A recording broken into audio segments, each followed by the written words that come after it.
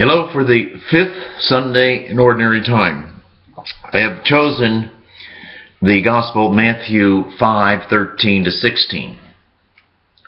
Well, maybe today I think I might have missed the boat.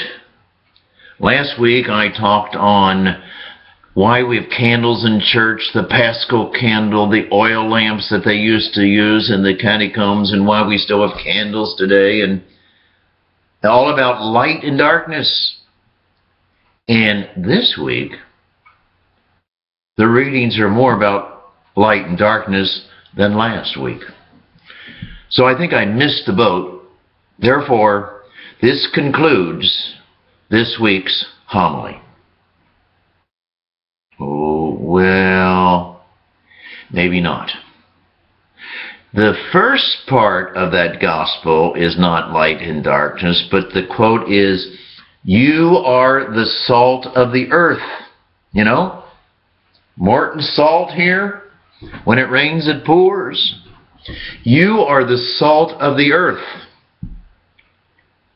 My brother Paul, God rest his soul, was in heaven now, but he had heart problems and many other problems, and one was high blood pressure.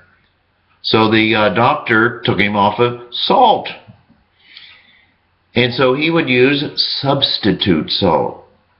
And he would have that substitute salt and shake it. And I said, Paul, the substitute salt's going to kill you more so than the regular stuff. Well, that's the way it was. When I was the rector of Christ the King, I had a wonderful priest, Father Bob Murphy, heavy-set, loved to eat. He was a diabetic. And so he wasn't allowed to consume sugar, natural sugars and fruit and so with sugar. And he loved cereal, different kinds of cereal. One morning I went into the closet under the sink there, and I counted 19 different kinds of cereal. I didn't even need to worry about what kind I liked. I could pick one out of the 19. But at any rate, Bob would take and he would pile a big bowl up with cereal, and then he would use the substitute sugar. And he would pile the substitute sugar, and his cereal looked like one of the mountains at the Olympics in the downhill.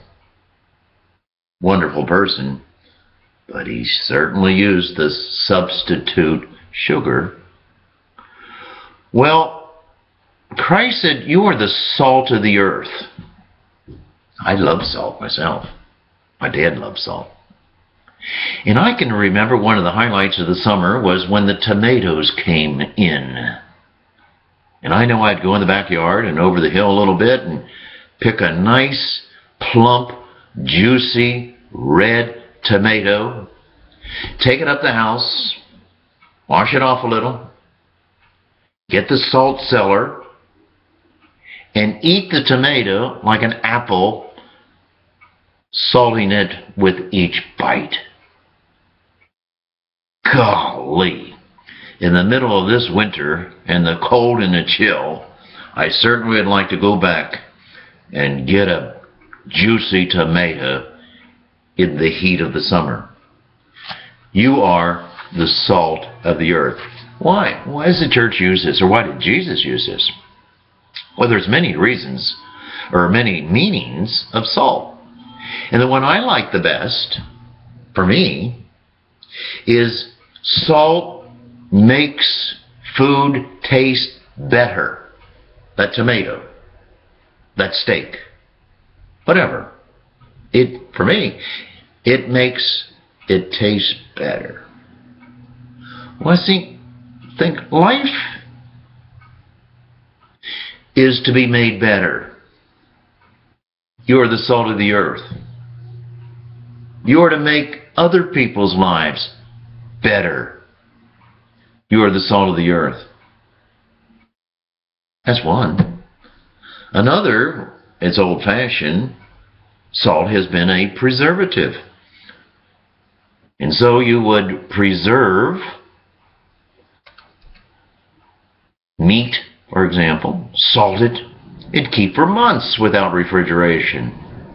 Now, I guess the only thing left of that is something like jerky or some country ham. You are the salt of the earth.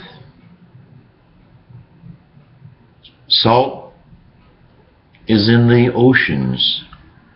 What percentage saline solution in the oceans?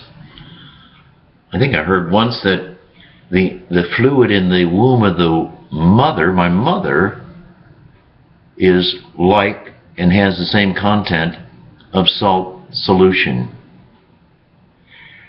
Out of the ocean comes all animal life and human life.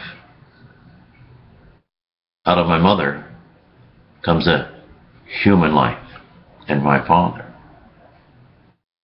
Out of Jesus comes divine life. And so I think Jesus is trying to say, I give you human life through a natural process. I give you divine life through a divine process. And you are to take that life and live it to the full, so that you might become the salt of the earth. That's why I think Christ is so important.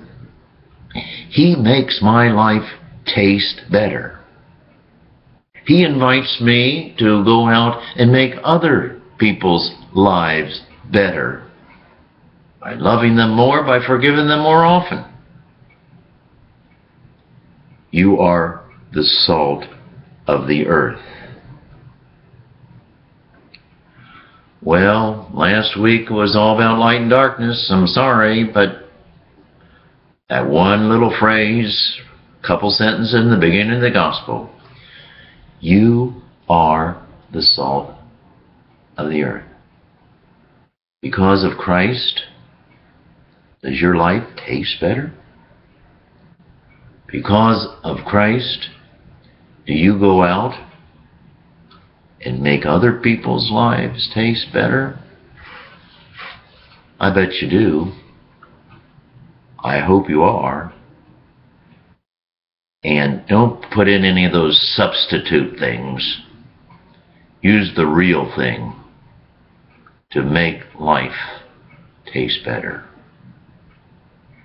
Have a good day.